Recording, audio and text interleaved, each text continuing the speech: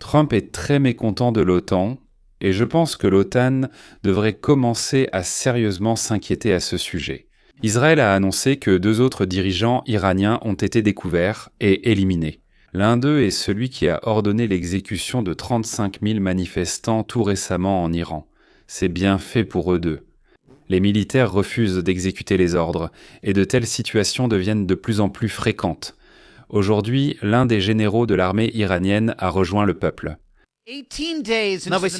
Au 10e jour de la campagne militaire la plus importante depuis la Seconde Guerre mondiale, la République islamique d'Iran commence à se fissurer de l'intérieur.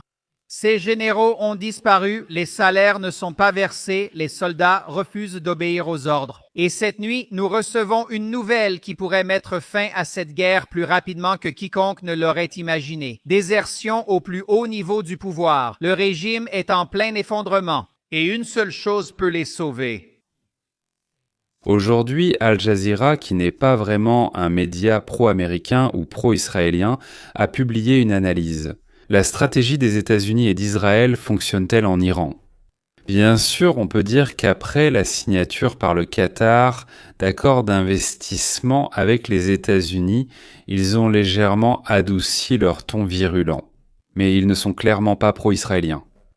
Что они пишут? Aujourd'hui, dans l'une de mes vidéos précédentes, j'ai souligné la reconnaissance extraordinaire venue d'Al Jazeera elle-même, la chaîne de télévision qatari financée par le Qatar qui soutient sans vergogne l'Iran et l'islam politique. Elle a un parcours très anti-israélien et anti-américain et même eux reconnaissent que cette guerre est résolument gagnée par les forces américaines et israéliennes.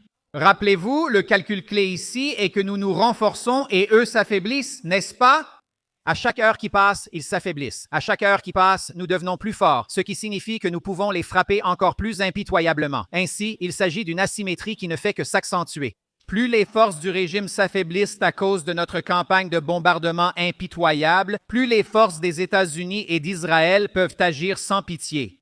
Donc, comme nous l'avons déjà évoqué précédemment, la structure dirigeante de ce régime a été complètement et totalement décapitée. Cela inclut le guide suprême, le commandant du corps des gardiens de la révolution islamique, le ministre de la Défense, le chef d'état-major, le chef des forces aérospatiales du CGRI, le conseiller principal en sécurité et les dirigeants de l'Organisation iranienne de recherche sur les armes nucléaires. Tsahal a également confirmé pour la première fois l'élimination de 15 hauts dirigeants de l'axe de la résistance. Les jours de cette guerre, y compris des dirigeants du Hezbollah et des commandants du Hamas, détruisant en fait toute l'architecture régionale de commandement que Téhéran avait construite pendant 4 décennies. À ce 18e jour, les forces américaines et israéliennes ont frappé plus de 5500 cibles sur le territoire iranien, laissant le fils non éprouvé de Khamenei, Mojtaba, comme successeur nominal. Selon les rapports, il serait dans un bunker, peut-être blessé ou dans le coma. Il y a cru. Ironiquement, il dirige un CGRI sans tête, décentralisé, qui fonctionne en pilote automatique plutôt que sous une gestion stratégique. La résistance semble se manifester sous forme d'actions dispersées de différentes unités du CGRI et il n'est pas encore clair si l'armée, ou comme on l'appelle localement l'Artesh, y participe. Alors, il se dessine le tableau d'une république islamique sous forte tension interne, avec de bas salaires, démoralisés et de plus en plus fragmentés entre des centres de pouvoir concurrents qui se disputent des ressources en diminution, même lorsque les bombes américaines et israéliennes continuent de tomber. On nous informe qu'il y a effectivement au sein du haut commandement du CGRI une faction pro-américaine. On parle d'un général du CGRI pro-occidental, déjà lié à la CIA et au Mossad, qui pourrait se manifester et diriger une révolution interne au moment de la plus grande faiblesse du CGRI. Nous vous présentons Daron Kempel, ancien commandant adjoint du Sayeret Matkal israélien et directeur général de Bon International. Cette stratégie de révolution signifiera tout d'abord que nous devons garantir la destruction de toute l'infrastructure militaire. Pendant tout ce temps, nous préparons un général allié, qui est probablement déjà lié au Mossad ou à la CIA. Quand l'infrastructure militaire sera détruite et les gardiens de la révolution affaiblis, ce général prendra la parole et dirigera le soulèvement. Je n'ai pas d'informations privilégiées. Je ne sais pas si nous sommes proches, mais c'est probable, sans doute dans quelques semaines. Cela semble être une question de quelques semaines. Nous devons, vous et moi, agir d'ici la fin mars, ou au plus tard tout début avril, pour que la patience des électeurs américains ne s'épuise pas. C'est pourquoi nous n'avons pas plusieurs semaines devant nous, messieurs. Nous avons, disons, 3 semaines. La République islamique n'a pas seulement créé une armée, elle a en fait construit une architecture de l'apocalypse. Et à la base de cette architecture, il y a 10 quartiers généraux régionaux du CGRI, chacun commandant des brigades locales, des bataillons et des unités assiégées avec une autonomie presque totale. L'intention était claire. Si la structure de commandement de Téhéran est détruite, si elle est décapitée, le régime ne s'arrête pas. Il se divise et continue de se battre. Chaque élément continue de tirer, de réprimer et de rétablir l'ordre sans attendre d'instructions du centre. Donc, c'est la doctrine connue sous le nom de défense en mosaïque et voici son idée clé. Le fait qu'elle soit activée en ce moment même n'est absolument pas un signe de force. C'est la preuve que le régime est entré dans cette phase d'effondrement pour laquelle il s'est lui-même préparé. C'est pourquoi, lorsque l'Iran continue de lancer des missiles après avoir perdu autant de ses hauts commandants, les analystes disent que ces tirs ne prouvent aucune coordination stratégique. En réalité, ils prouvent que ce système a été conçu pour survivre à ses propres commandants. Le système du jour du jugement fonctionne en pilote automatique, n'est-ce pas? Ce n'est pas de la flexibilité. C'est un système de main morte qui fait ce pourquoi il a été programmé. C'est en fait une lagonie. Ainsi, par exemple, le ministre des Affaires étrangères de l'Iran, lorsqu'on lui a demandé ce week-end pourquoi, bon sang, l'Iran avait attaqué le Qatar ou Oman, qui sont en fait ses alliés, mais il a admis qu'il n'avait aucune raison valable, il n'y avait aucune explication cohérente et il ne pouvait pas y en avoir car cela résultait de l'effondrement total du système. C'est pourquoi des opposants tels que Reza Pahlavi ont conseillé au peuple iranien de rester chez lui, de faire des provisions, de poursuivre les chants nocturnes et d'attendre le moment décisif. Et attendez le moment décisif. D'ailleurs, voici l'avis de Victor Davis Hanson, qui, je ne sais pas, coïncide à 100% avec le mien. Nous sommes dans la 2e semaine de la soi-disant guerre iranienne. C'est une guerre très surréaliste. Je ne pense pas que l'un d'entre nous ait déjà vu quelque chose de semblable. En 2 semaines seulement, on affirme que la guerre s'éternise, qu'elle est sans fin, que nous perdons et que le Pentagone et l'administration Trump étaient sans plan. Et pourtant, si l'on regarde l'Iran, ce pays immense, bien plus grand, bien plus peuplé que l'Irak ou l'Afghanistan, il ne lui reste plus d'armée. Oui, pour ne pas oublier, à la fin je vous promets une histoire terriblement intéressante. Vraiment très intéressante. Notre presse, notre parti démocrate, nos libéraux sont entrés dans un tel état de haine envers Trump que, juste pour empêcher ses plans de se réaliser, ils sont prêts à sacrifier nos gaz au front, nos intérêts nationaux. Encore une fois. Qu'est-ce qu'on fait là-bas? Voilà pourquoi nous nous sommes, comme on dit, fourrés là-bas. Nous observons un régime qui finance le terrorisme dans le monde entier, ce qui, à mon avis, affecte immédiatement les intérêts nationaux des États-Unis d'Amérique, qui déclare qu'il mettra toutes ses forces, dès qu'il en aura, pour nous détruire, vous et moi. Eh bien, peut-être qu'ils ne le peuvent pas aujourd'hui, mais peut-être qu'ils le pourront demain. C'est pourquoi, à mon avis, cela relève aussi des intérêts nationaux de l'Amérique. Le régime affiche un objectif, même si ce n'est pas forcément la réalité, c'est ce qu'ils avancent. En général, on les croit. Purifier la terre des infidèles, c'est-à-dire nous, vous et moi. Comme Lénine, Trotsky, Staline, Sverdlov et d'autres sales créatures socialistes voulaient tous nous transformer en esclaves.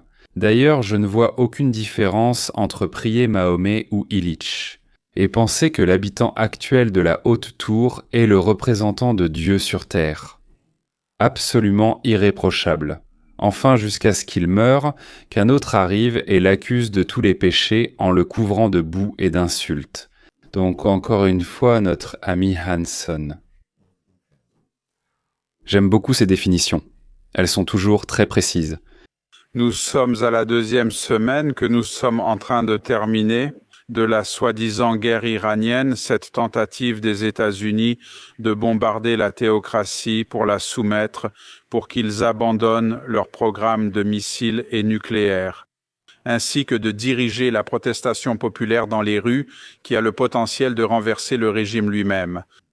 C'est une guerre très surréaliste. Je ne pense pas que nous ayons vu quelque chose de similaire.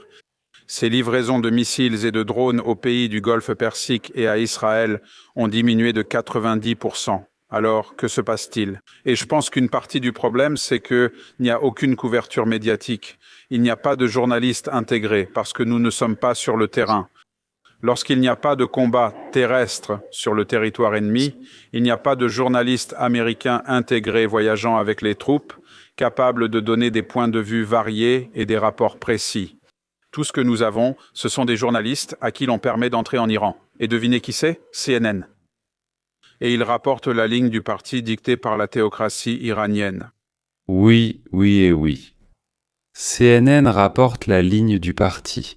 Et cette ligne, c'est-à-dire l'information, elle vient d'où? Eh bien non, du chameau, bien sûr du chameau. Du département de la propagande du régime théocratique iranien qui, par l'intermédiaire de notre presse, c'est-à-dire du Parti démocrate des États-Unis d'Amérique, essaie de lutter.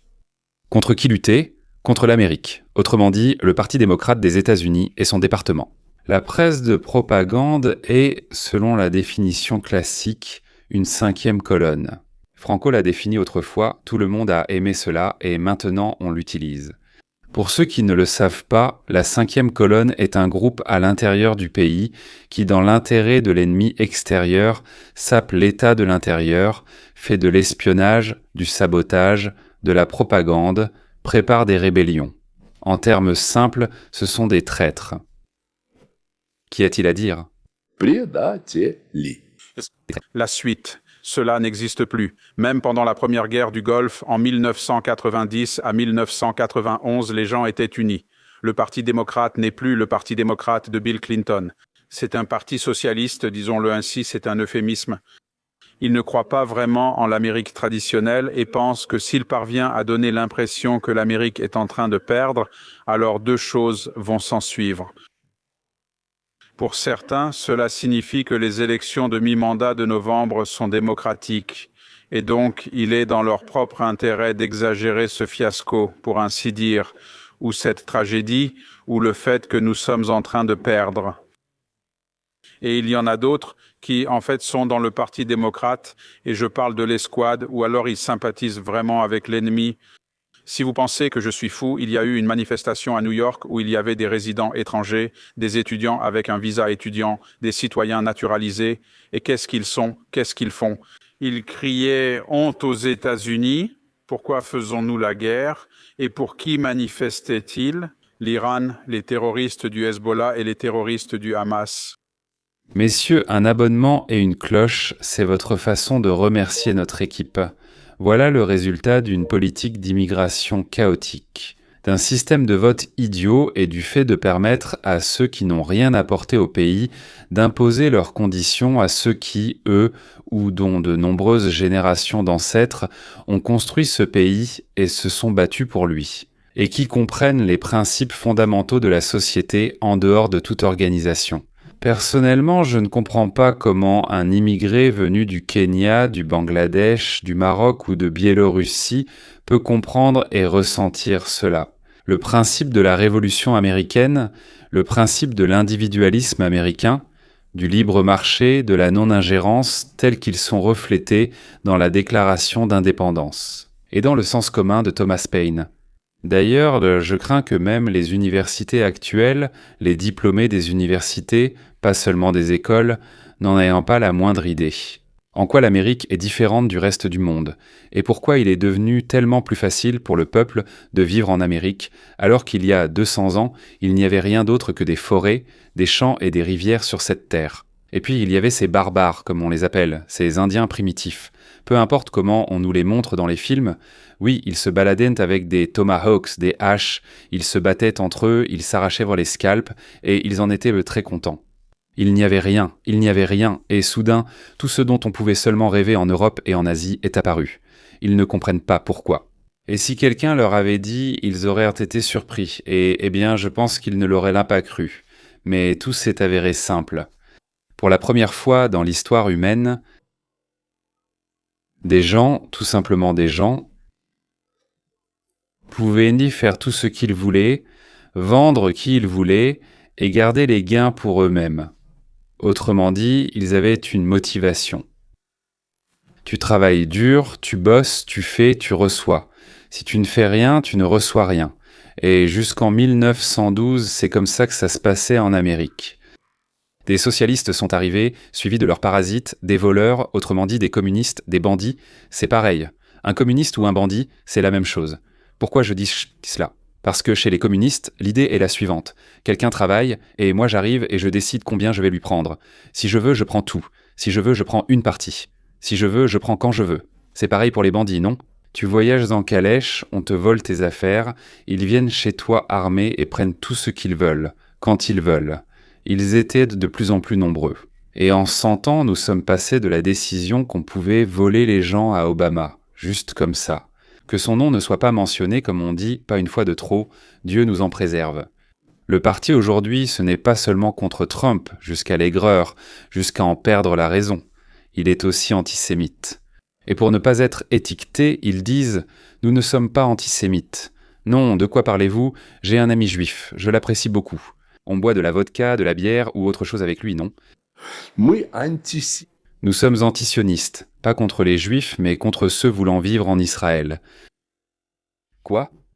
C'est une situation extrêmement inhabituelle. Et en plus de tout cela, nous observons un élément d'antisémitisme, où le Parti démocrate, son électorat, sa base, est tout simplement ouvertement antisémite. Et je vais simplement faire une observation au hasard. Je prédis que vous n'aurez pas de candidats à la présidence ou à la vice-présidence issus des Juifs américains dans un avenir proche. Il sera pratiquement impossible de présenter quelqu'un d'origine juive au niveau national de la part du Parti démocrate. Et vous pouvez le voir en observant la façon dont les démocrates traitent cette guerre. Ils ont cru sans réserve à l'idée que Benjamin Netanyahou tire les ficelles de la marionnette Donald Trump et que le minuscule Israël est entraîné dans cette guerre, malgré le fait que les 7 présidents précédents jusqu'à Trump avaient officiellement déclaré qu'ils ne permettraient pas à l'Iran d'obtenir l'arme nucléaire sous leur mandat, et qu'ils prendraient des mesures pour empêcher cela et ne le permettraient pas à l'avenir. Aucun d'entre eux ne l'a fait. Malheureusement, ces mêmes sentiments ont pénétré l'aile dite MAGA, extrêmement populiste. Tucker Carlson qui divulguait des informations secrètes à l'Iran. Candace qui insulte les Juifs à chaque seconde avec tout ce qui lui passe par la tête. Et maintenant Megyn Kelly qui a compris qu'il y avait là-bas non des spectateurs, mais la gloire et l'argent après le départ de son père. Elle hoche la tête et, d'un air intelligent, est d'accord avec Tucker que tout ne va pas bien avec les Juifs. Oh non, tout ne va pas bien. Mais assez parlé des antisémites, ils n'en méritent pas tant d'honneur. Revenons à l'Iran, c'est aussi trop d'honneur pour lui. Trump prépare une invasion. L'île de Karg est ce petit, minuscule morceau de corail, et oui, c'est aussi une carte multijoueur dans Battlefield 3 pour ceux qui se souviennent de ce genre de choses. Mais si vous n'êtes pas amateur de jeux vidéo, sachez que la partie sud de l'île abrite de nombreuses infrastructures pétrolières. Dans la partie nord de l'île, vous avez une petite piste d'atterrissage. Permettez-moi de préciser, vous aviez une petite piste d'atterrissage. Et puis, bien sûr, quelques batteries de missiles solaires et quelques logements temporaires pour les ouvriers venus en rotation qui ne voulaient pas faire les 15 milles nautiques aller-retour, ou pardon, les 15 milles ordinaires. Si on prend du recul, c'est juste ici, à l'extrémité nord du golfe Persique, juste sous l'Iran. Et c'est à une distance considérable du détroit d'Ormuz, mais c'est précisément l'endroit où l'Iran réalise la majeure partie, ou comme disent les Espagnols, mucho, de ses exportations de pétrole. Voici autre chose pour vous. Carte centrale. Le commandement des États-Unis a publié des images vidéo impressionnantes des installations défensives de l'île de Karg que, soyons honnêtes, personne ne pensait vraiment capable de résister à une véritable épreuve. En réalité, même un chaton aurait probablement pu le renverser. Mais le CENTCOM, avec ce qui semble être des tirs à longue portée, probablement de navires de la marine américaine, voire de quelques bombardiers, même si cela ne correspond pas vraiment au profil de ce type d'attaque. Probablement des tirs de Tomahawk. On voit les derniers avions iraniens touchés sur la piste, ainsi que quelques systèmes de défense anti-aérienne. Ce sont des frappes extrêmement précises. C'est considéré comme l'une des opérations militaires les plus minutieuses et prudentes en matière de sélection de cibles spécifiques. Le nombre de victimes civiles du côté adverse dans ce conflit, compte tenu de son ampleur, a été pratiquement historiquement bas. Nous n'avons jamais vu un tel niveau de précision chirurgicale.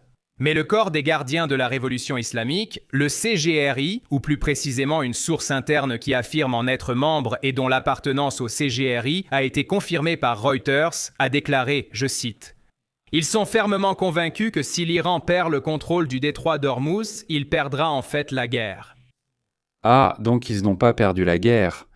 Je dirais ceci. Ils n'auront ni argent, ni espoir, ni possibilité, mais ils pourront mourir avec honneur et dignité, ce que je leur souhaite d'ailleurs. À la plupart d'entre eux, du moins. Le commandement central n'est pas détruit et ne fonctionne pas. Les soi-disant centres régionaux continuent eux-mêmes la résistance, mais il n'y a personne contre qui résister, nulle part. Il n'y a aucun Israélien, aucun Américain. Autrement dit, on peut tirer en l'air, et peut-être qu'à ce moment-là, quelque chose passera et tu le toucheras. Ou sur les navires dans le détroit d'Ormuz.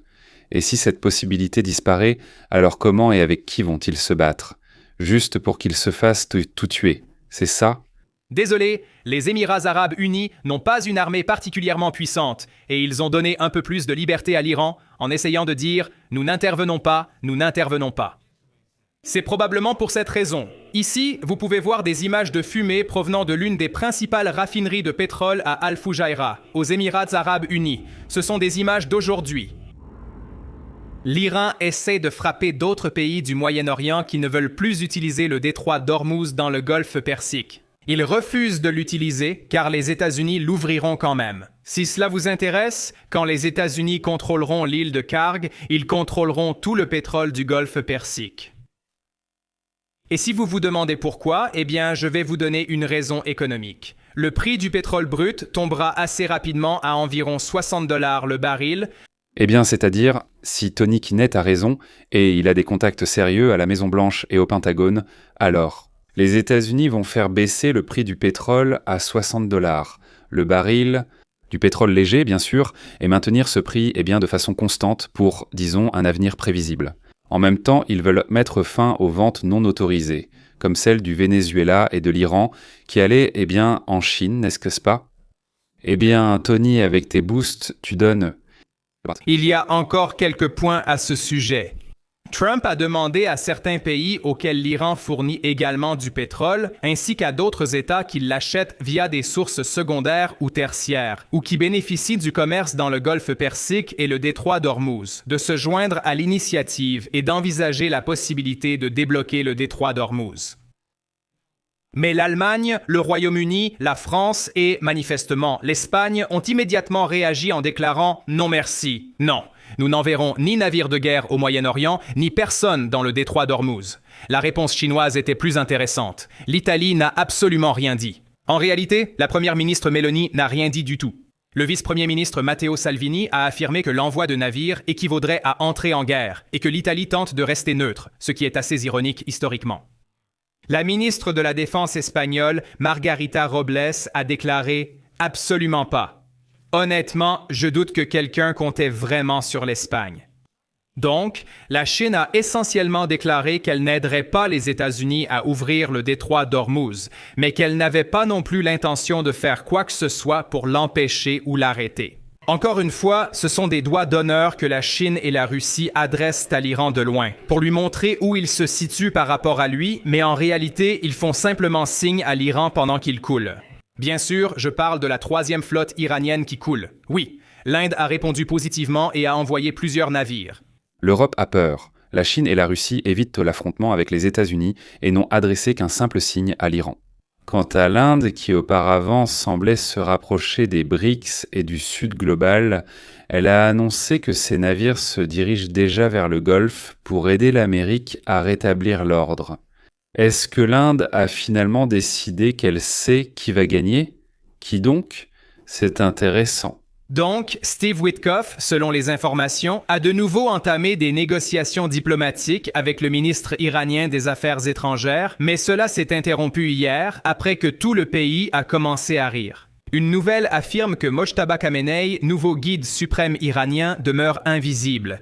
Au début, la raison était floue, mais l'ayatollah Ali Khamenei refusait que son fils lui succède, précisant dans son testament qu'il manquait peut-être de compétences. Maintenant, nous savons pourquoi. Il est homosexuel. Parce que Mojtaba Khamenei, selon de nombreuses sources des services de renseignement de la Maison-Blanche, est une personne assez homosexuelle. Et il s'avère que lorsque tu es le guide suprême le plus efféminé du métier à tisser, que tu préférerais être pendu à une grue plutôt que de la diriger, comme ils le font en Iran, oui, je ne pense pas que cela finira bien. Il y a maintenant de grands espoirs qu'un des ministres des Affaires étrangères, ou peut-être la deuxième personne la plus importante du corps des gardiens de la révolution islamique, qui a également été blessé, puisse prendre la direction. Mais ça, je dois vous dire, il n'y a aucun moyen que ça... Je veux dire, ils se retrouvent vraiment entre le marteau et l'enclume. Ils n'ont tout simplement nulle part où aller. Je doute qu'ils consolident quoi que ce soit. Encore une fois, le corps des gardiens de la révolution islamique a braqué des armes sur le conseil des experts pour les forcer à nommer ou pseudo-élire comme lors de l'Anschluss. Le prochain guide suprême de l'Iran sera Mojtaba Khamenei qui, contrairement à, beaucoup de gens de leur régime, au lieu de coucher avec des chèvres, je suppose qu'ils préfèrent les hommes. Tu vois, à chacun ses goûts. Donc, nous passons à Cuba parce qu'en ce moment, le régime communiste cubain traverse une période très, très difficile. Les choses sont vraiment, vraiment dures. Comme je m'y attendais, l'histoire selon laquelle le nouvel ayatollah serait gay a vraiment frappé les fidèles musulmans chiites de plein fouet. Vous pouvez imaginer ça ? Ils jetaient les homosexuels du haut des immeubles, et maintenant leur chef, choisi par le Grand Conseil des Anciens, s'avère être homosexuel. Et ils savent que le monde entier se moque d'eux. C'est en réalité un coup terrible pour leur amour-propre, leur fierté et d'ailleurs pour leur religion aussi. Cela signifie que le père ayatollah, et surtout l'ayatollah savait. Et il ne l'a pas excommunié. Cela signifie qu'au cœur même de l'islam chiite, de l'islamisme, il y a un verre aussi gros qu'un piano. Pendant 48 ans, ils ont été de mauvais acteurs, des acteurs malveillants, et il ne faut pas leur permettre d'obtenir des armes nucléaires. S'ils obtenaient des armes nucléaires, je dirais qu'ils les utiliseraient dans les 24 heures suivant leur acquisition.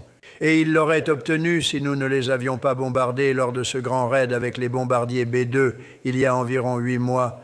Il y aurait eu une guerre nucléaire au Moyen-Orient et peut-être au-delà. Je pense que cela aurait touché l'Europe. Peut-être pas l'Irlande, mais l'Europe aurait été touchée. Je pense que vous auriez été concernés aussi. Cela aurait touché tout le monde. C'est d'une telle ampleur que cela vous aurait touché aussi. Au final, ils auraient frappé l'Europe. C'est Donald Trump à la Maison-Blanche, lors de négociations avec le Premier ministre irlandais. C'est une bonne chose qu'il n'occupe plus son poste, parce qu'il affirmait que l'Iran ne représentait pas une menace. L'Iran était une menace. Chaque pays a compris à quel point l'Iran était une menace. La question était de savoir s'il voulait faire quelque chose à ce sujet. Et beaucoup de gens, de nombreux grands experts militaires, disaient depuis des années que le président aurait dû frapper l'Iran parce qu'il voulait des armes nucléaires. Si nous n'avions pas frappé, ou si, je vais aller encore plus loin. Si je n'avais pas annulé l'accord nucléaire iranien qu'on nous avait imposé, l'un des pires accords de Barack Hussein Obama, rappelez-vous comment ils envoyaient là-bas des Boeing 757 remplis de centaines de millions de dollars en liquide. Vous auriez été très contents. C'était incroyable. Ils ont envoyé des centaines de millions de dollars. Les gens l'oublient. Qui s'en souvient? Exactement. Toi, tu t'en souviens. Des centaines de millions de dollars dans un Boeing 757. Je crois qu'ils en avaient 2 comme ça, chargés. Ils ont enlevé les sièges et rempli l'avion de liquide. Il y en avait tellement qu'il ne restait plus d'argent dans aucune banque de Virginie, du Maryland ou du district de Columbia. Ils leur ont pris tout l'argent, l'ont stocké, puis l'ont envoyé en Iran presque comme une rançon. Avec Trump, ça n'arrivera certainement pas. Et personne n'a rien fait. Personne n'en a parlé. Imaginez si j'avais fait ça. Donc, ils représentent une menace depuis longtemps, mais ils le sont vraiment devenus. Si je n'avais pas annulé l'horrible accord d'Obama qu'il avait conclu, l'accord nucléaire iranien, vous auriez eu une guerre nucléaire il y a 4 ans. Vous auriez eu un holocauste nucléaire, et cela se serait reproduit si nous n'avions pas bombardé ce site. Donc si quelqu'un travaille avec nous et affirme qu'il ne considérait pas l'Iran comme une menace, alors nous n'avons pas besoin de ces gens-là, parce qu'il y a probablement des gens qui diront cela. Mais ce ne sont pas des gens intelligents ou perspicaces. L'Iran représentait une énorme menace. Pratiquement tous les pays de l'OTAN. Ce qui compte, c'est que s'ils m'avaient dit que ce n'était pas une menace et qu'ils ne voulaient donc pas aider. Mais quand ils disent que c'était une menace et que c'était une menace sérieuse, chacun d'entre eux, je ne connais personne qui aurait dit que ce n'était pas une menace. Mais quand ils disent que c'était une menace et qu'ils ne vont pas aider, je pense qu'ils sont très stupides. C'est intéressant. Et puis, après la question des journalistes sur l'Ukraine, sur pourquoi les États-Unis aident Israël, font la guerre en Iran, mais n'aident pas l'Ukraine comme l'Ukraine le demande, voici ce que Donald Trump a répondu. Que se passe-t-il en Ukraine? Nous y avons probablement déjà investi 400 milliards de dollars. Nous ne dépensons plus d'argent. Ils achètent cela chez nous et perdent le prix fort. Mais Joe Biden leur a donné entre 350 et 400 milliards de dollars en équipement et en liquidité. Tôt ou tard, ils devront découvrir l'existence de cet argent. Et vous savez, on pourrait dire que ce n'est pas du tout une menace. Vous comprenez bien, nous leur apportons de l'aide. Nous les avons soutenus, mais ils ne nous ont pas aidés en retour, ce qui nuit à l'OTAN. Nous avons aidé l'Europe, a déclaré Trump. Alors que cela ne nous concernait pas du tout. Nous avons dépensé une sacrée somme d'argent pour des conflits qui n'étaient pas les nôtres. Il cite des chiffres là-bas, je ne sais pas, il aime parfois exagérer, mais je ne sais pas, 250, 300, 350 milliards, peu importe. Une sacrée somme d'argent. En les prenant à nos propres gens qui en ont aussi besoin. L'argent ne pousse pas sur les arbres, n'est-ce pas? On l'a pris à quelqu'un. On ne les a pas utilisés pour ce à quoi ils auraient pu servir, comme rembourser une dette ou construire des maisons de retraite. Mais nous avons fait cela pour aider nos partenaires. Les partenaires de l'OTAN, je veux dire, en Europe.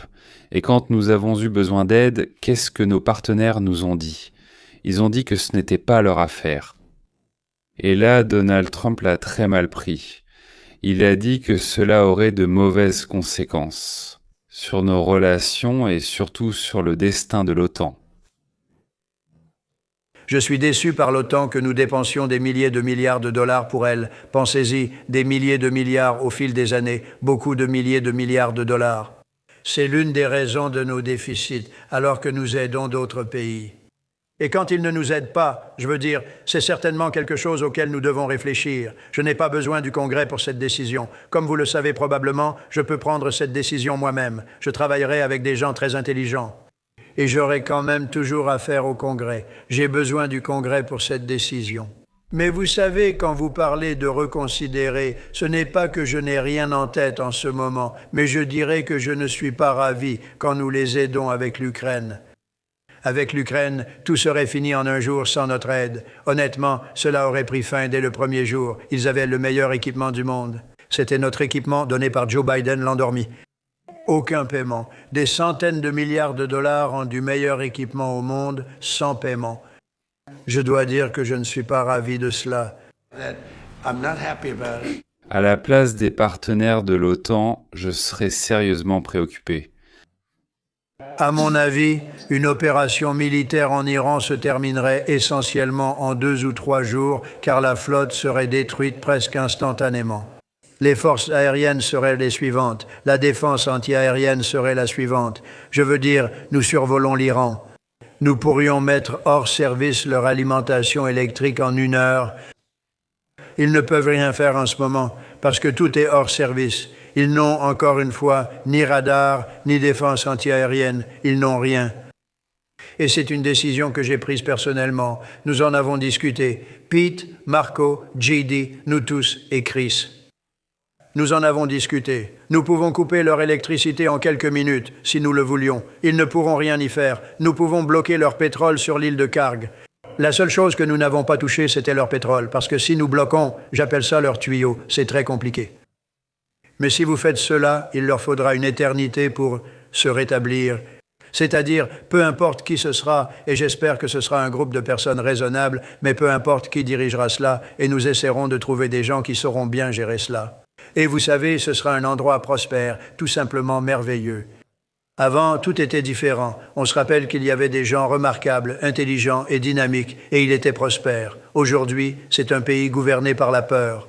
C'est un pays où l'on dit aux manifestants « Ne sortez pas dans la rue, parce que si vous le faites, nous vous tuerons. Ne sortez pas dans la rue, parce que si vous le faites, nous vous tuerons. » La guerre.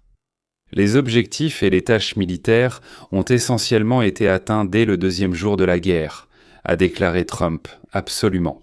En ce moment, il y a une opération de nettoyage, mais elle est menée avec beaucoup de précautions afin de ne pas nuire au développement futur de l'État iranien.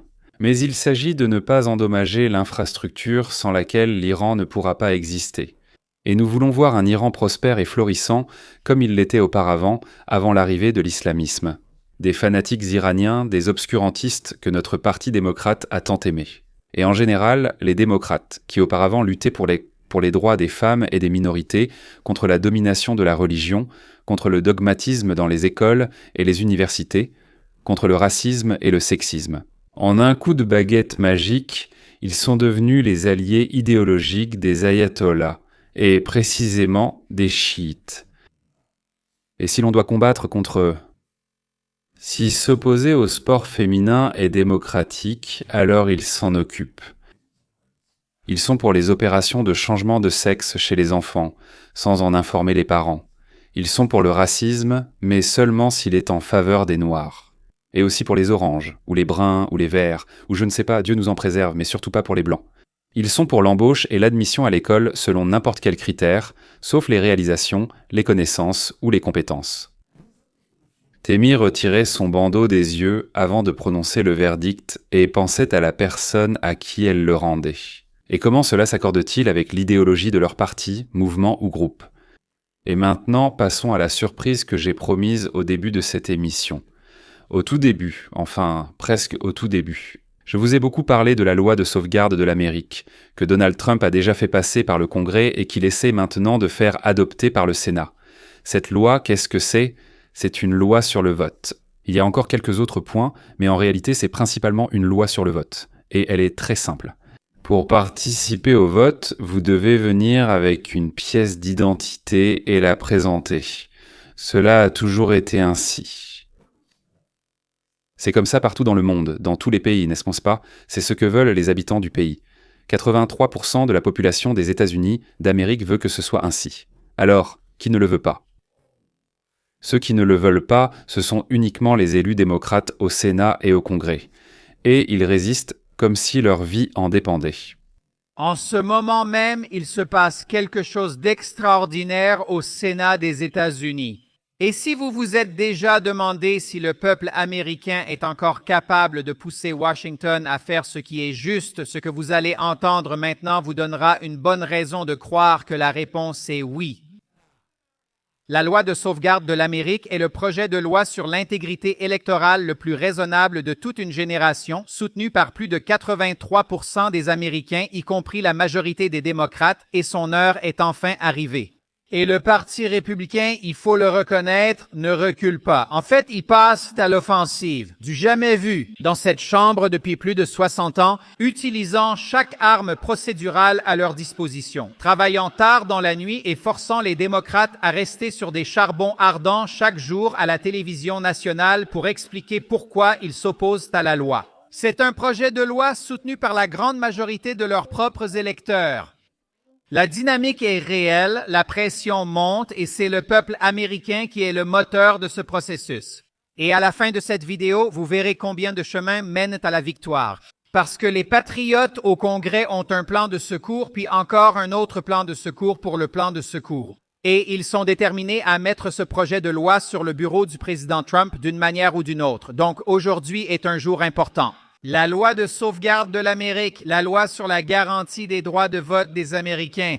Enfin, cette semaine auront lieu les débats tant attendus au Sénat après que le chef de la majorité au Sénat, John Thune, a lancé un vote procédural pour entamer la discussion sur une réforme électorale majeure adoptée par la Chambre des représentants par 218 voix contre 213 en février dernier.